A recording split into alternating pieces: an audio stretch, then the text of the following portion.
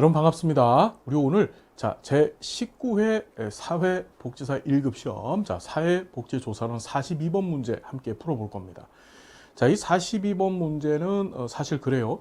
우리 이번에 조사론 시험 중에서 제일 어려웠다라고 불려지는, 그러니까 어려웠다라고 여겨질 수 있는 그런 시험입니다. 시험 문제였었어요.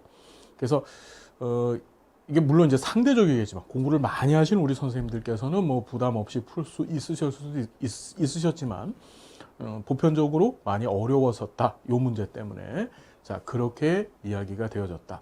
한번 풀어봅시다. 이 문제는요, 여러분 굉장히 제 입장에서 보기에는 굉장히 좋은 문제입니다.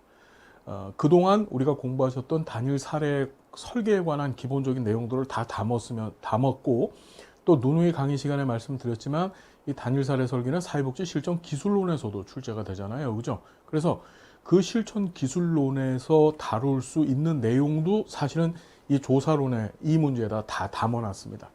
상당히 기능적인 문제, 바람직한 문제라서 이 문제 하나만 잘 정리를 하셔도 여러분 어떻다. 단일 사례 설계에 대해서 굉장히 많이 알고 갈 수 있고, 또 거기에 대비해서 어떻게 시험 준비에 충분히 활용할 수 있는 그런 아주 좋은 문제입니다.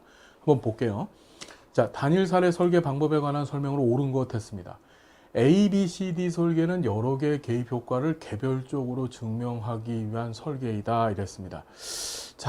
이게 맞을 것 같아요. 보면 맞는 얘기 같은데, 보면 A라는 것이 하나의 기초선이고, 이 기초선에 대해서 B, C, D라고 불려지는 각기 다른 개입 기법들을 활용하는 설계 방법입니다. 그러니까 기초선은 하나인데 개입 기법이 B, C, D가 등장하는 거죠. 그래서 여러 개의 개입 효과를 증명하기 위한 설계다라고 얘기했는데, 그 부분은 느낌상 맞는 것 같은데 이건 엄격히 얘기하면 틀려요. 우리 강의 시간에 계속 얘기했지만 이 A, B, C, D 설계의 가장 치명적인 문제점이 뭐라 그랬죠? 세 가지 문제점 발생한다 그랬습니다. 그건 뭐 세상 결단나도 기억하셔야 되고, 우리 이전 10회 시험에도 출제가 되어졌었고 계속 앞으로도 출제될 겁니다. A, B, C, D 설계가 가지고 있는 세 가지 단점, 그렇죠, 문제점. 첫 번째가 뭐였죠? 순서 효과가 있었었고, 기억나시죠? 순서 효과. 두 번째가 2월 효과가 있었고요. 세 번째가 우연한 사건, 우리 역사적 요인이라고 해서 내적 타당도를 떨어뜨리는 아주 대표적인 현상이었었죠. 그 세 가지가 발생하더라. 특히 이 개입의 효과를 증명하는 데 있어서 아주 치명적으로 문제 역할을 하는 것이 바로 순서 효과와 2월 효과였습니다. 순서 효과라고 하는 것은 뭐냐? B라고 하는 개입을 먼저 하냐, 아니면 C라고 하는 걸 먼저 하냐, D라고 하는 걸 먼저 하느냐, 즉 어느 것을 순서상 먼저 적용하느냐에 따라서 개입의 효과, 그렇죠? 즉 종속 변수로서의 개입의 효과가 전혀 달라질 수 있다는 거예요. 무엇부터 적용하느냐에 따라서. 그렇죠? 두 번째 2월 효과라는 것은 이제 첫 번째 개입한 것이 다음 개입에 영향을 준다라는 겁니다. 첫 개입이 다음 개입에 영향을 주는 거죠. 그러니까 순수하게 그 개입을 통해서 어떤 효과가 발생한 것이 아니라 어떻게 이전에 먼저 했던 개입이 문제를 일으켜서 그러니까 효과에 영향을 줬다는 거죠. 다음 개입의 효과에. 그러니까 우리가 다음 개입, 그 개입의 효과를 명확히 알아보는 데는 이 설계를 하는 데는 상당히 불리한 거죠. 그래서 여러 개의 개입 효과를 개별적으로 증명하는 데는 상당히 불리한 설계다. 개별적으로 하는 데는 순수 효과나 2월 효과 때문에 어렵고, 그냥 여러 개의 개입 효과를 통틀어서 뭉태기로, 그렇죠?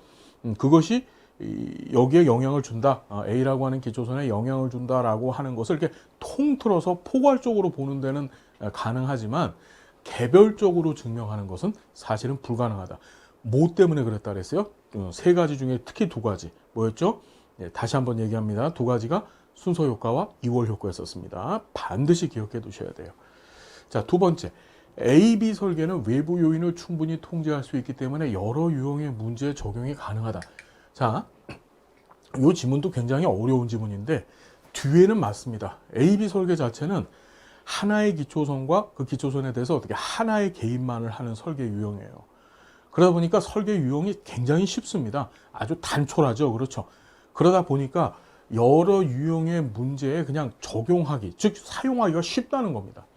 문제는 뭐냐면 얘는 외부 요인 통제가 불가능하죠. 그렇죠. 즉 여기서 사용했던 이 B라고 하는 개입이 이 기초선에 영향을 줘서 어떤 종속 변수, 즉 개입의 효과를 발생시켰다는 것을 입증해내는 것이 사실 힘들고, 중간에 어떤 외부 요인들, 그러니까 이 B라고 하는 개입 이외에 다른 요인들이 등장해서 이 기초선의 효과, 즉 개입의 효과를, 그러니까 기초선의 변화죠. 기초선의 변화, 그걸 개입의 효과라고 얘기하는데, 그 개입의 변화, 개입을 통한 그 변화 상태를 보는 데는 사실 불리한 그런 설계다. 자, 중요합니다. 그래서 뒤에는 맞습니다. 여러 유형 문제에 적용은 가능한데 외부 요인 통제하는 것이 사실은 불가능하다. 그게 맞고요. 3번. 복수 기초선 설계는 기초선 단계 이후 여러 개의 다른 개입 방법을 순차적으로 적용한다. 이건 복수 기초선이 아니라 뭐죠, 여러분? 복수 요인 설계가 주어가 돼야 되는 거죠. 복수 기초선이라는 것은 복수 기초선이 아니고 복수 요인, 여러 개의 요인들을 적용했다. 이렇게 기억을 해 두셔야 됩니다. 그래서 기초선 이후에 여러 개의 다른 개입 방법을 순차적으로 적용한다. 바로 지금 1번 얘기하고 있는 거죠. 이 ABCD 설계가 바로 이제 복수 요인 설계입니다. 이게 3번이, 1번, 3번 여러분 구분해 두시기 바랍니다. 3번의 답이, 그러니까 3번이 ABCD 설계예요. 자, 4번 ABAB 설계. 자, 우리 단일 사례 설계에서 가장 이상적인 설계 유형이죠. 그렇죠. 그래서 가장 이상적이고 가장 완벽한 형태의 설계 유형이에요. 외부 요인을 통제할 수 있어서 개입의 효과를 확인할 수 있다. 얘는 개입의 효과를 확인하기가 어렵다 그랬죠. AB 설계는. 그죠? 왜? 한 번의 기초선에 대해서 한 번의 개입만을 해서 어떤 클라이언트가 가지고 있는 표적 행동을 변화시키는 데 초점을 두거든요. 근데 얘는 한 번 기초선 두고 개입하고 또 한 번 기초선 두고 또 개입을 합니다. 그러면 이 기초선에서 이런 개입을 했었을 때 변화 상태를 볼 수 있겠죠? 그 변화를 보고 그 다음에 다시 또 기초선을 둡니다. 그리고 또 다시 개입을 한 거예요. 자, 이때 나타났던 변화가 이때 또 나타난다고 한다면 뭐죠, 여러분? 확실하게 이 개입은 효과가 있다라고 우린 추정할 수 있겠죠. 요때 나타났던 변화가 요때 또 나타났다고 한다면 이해가 되시나요? 그래서 가장 이상적인 설계, 그러니까 얘의 치명적인 문제점은 사실은 가장 치명적인 문제점은 윤리적 문제 하나예요. 그죠? 왜 윤리적 문제가 발생한다 그랬습니까? 개입을 하고, 기초선을 갖고 개입을 하고 그 다음에 이 개입의 효과를 알아보기 위해서 또 다른 기초선을 가져요. 그래서 두 번째 기초선을 갖는 설계들은 전부 다 무슨 문제가 생긴다고요? 윤리적인 문제가 발생한다 그랬었죠. 그래서 이제 윤리적인 문제가 생기는 겁니다. ABA 설계는. 그것 이외에는 가장 이상적인 설계. 그래서 개입의 효과를 확인하는 데 상당히 유리한 설계다. 그렇게 정리를 해 두시고요. 자, 그래서 정답은 몇 번? 4번이 되겠네요. 5번 봅니다. 얘도 시험에 참 잘 나오는데 얘는 사실 실천 기술론에서도 출제가 되어졌던 그런 지문입니다. 유사하게 똑같이는 아니고요. 자, 보면 평균 비교는 기초선이 불안정할 때 기초선의 변화의 폭과 기울기까지 고려해서 결과를 분석하는 방법이다. 자, 평균 비교가 아니라 이건 뭐죠? 경향성 접근에 관한 얘기죠. 다시 정리합니다. 기초선이 불안정할 때 사용하느냐 또는 기초선이 안정적일 때 사용하느냐에 따라서 어떻게 우리 측정 방법이 두 가지가 있었습니다. 그래서 기초선이 불안정할 때는 평균 비교법을 사용하는 것이 아니라 뭐죠? 경향성 접근법을 썼었고, 기초선이 안정적일 때 어떻게 평균 비교법을 사용했었죠. 그렇죠? 평균은 안정하다라고 공부했습니다. 다시 평균은 뭐라고? 안정하고. 경향이라는 말은 여러분 불안정한 거예요. 그러니까 이걸 평균을 낼 수가 없습니다. 그래서 어떻게 하는 거죠? 그냥 경향에 맞춰서 이 불안전한 상태의 경향을 보고 그냥 대충 요 정도는 될 거야 라고, 그게 경향이죠, 여러분. 그렇게 해서 이제 개입의 효과를 판단하는 방법이에요. 요거는 주어가 잘못됐다 라고 정리해 두시면 됩니다. 정답은 몇 번인가요, 여러분? 4번이 정답이 되더라. 자, 이제까지 공부하셨던 단일 사례에 관한 이제 총체적인 지식을 묻는, 제가 보기엔 좋은 문제였는데 여러분들 어려우실 수 있습니다. 공부를 잘 해두셔야 됩니다. 사회복지사로서 갖춰야 될 지식 소양들 여러분 이때 채워봅시다. 우리 할 수 있습니다. 해내시자고요.